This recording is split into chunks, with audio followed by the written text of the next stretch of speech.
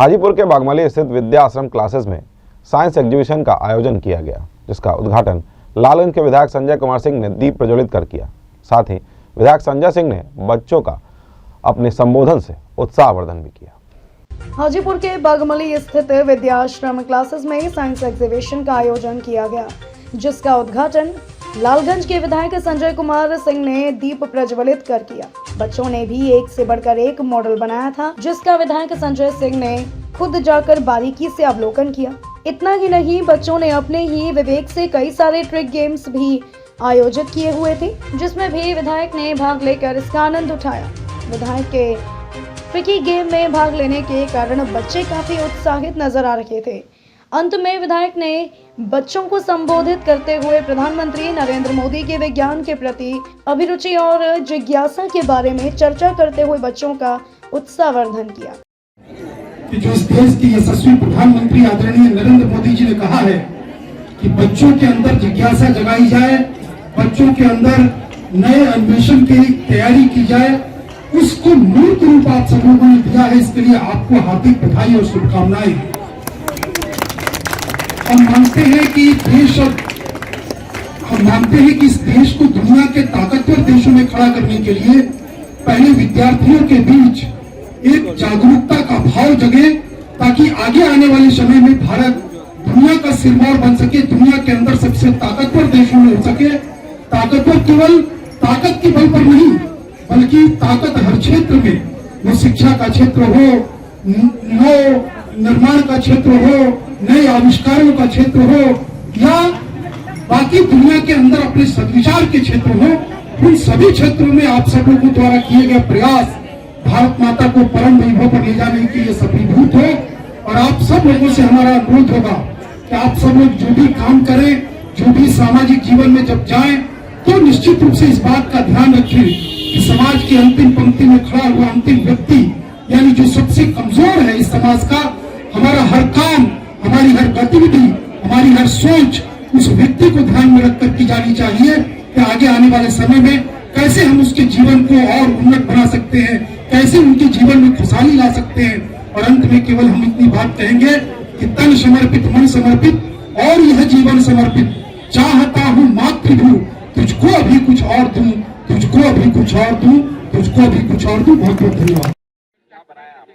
Sir, we made a smart city, which is we made the main goal of a smart city is to optimize city functions and improving economic growth, and also it improving qualities for citizens by using smart technologies and data analysis.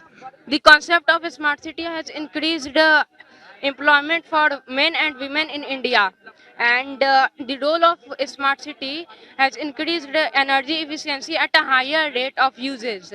And this is school, as we know that school plays an important role in our students' life. School is foremost foundation of students, and this is hangared where the airports and aircraft and airplanes are kept. Hangar help airplane with many reasons, such as it helps for the protection from weather, protection from sunlight, and also maintenance, manufacture, repair, assembly, and storage of aircrafts. This is a hospital. Hospitals are very significant as they treat minor or serious illness, diseases, disorders of the body functions, varying types and severity.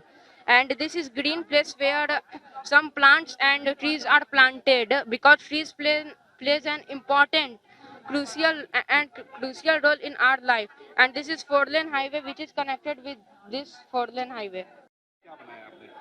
I make the circulatory system.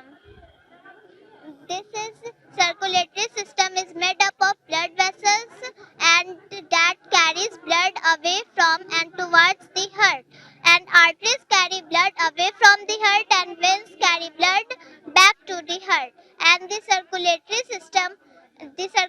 system carries oxygen, nutrients and hormones to cells, and removes waste products like carbon dioxide and etc. The heart has 4 chambers. The top 2 chambers are right atrium and left atrium. They receive blood to the heart, and the bottoms are left ventricle and right ventricle. They receives blood. They pump blood to the heart. Thank you. Science exhibition हम सबके life में एक बहुत important role play करता है। इससे बच्चे aware होते ही होते, साथ ही जो पेरेंट्स और गेस्ट यहाँ आते हैं वो भी उन्हें भी अवेयरनेस फैलाया जा रहा है। वो भी अवेयर होते हैं कि यहाँ हो क्या रहा है, डे टू डे लाइफ में क्या इंपॉर्टेंस है, या कुछ नए इनोवेशंस उन्हें बताए जाते हैं। हम लोगों ने यहाँ कोरोना वायरस के ऊपर प्रोजेक्ट बताया है, जिसकी अवेयरनेस अभी सबसे ज़्यादा इम्पॉर्टेंट है आज के लाइफ में। पिछले 2 साल से हम सभी परेशान हैं, इस पैंडमिक की वजह से काफ़ी लॉसेस हुए हैं, काफ़ी लोगों की जानें गई है।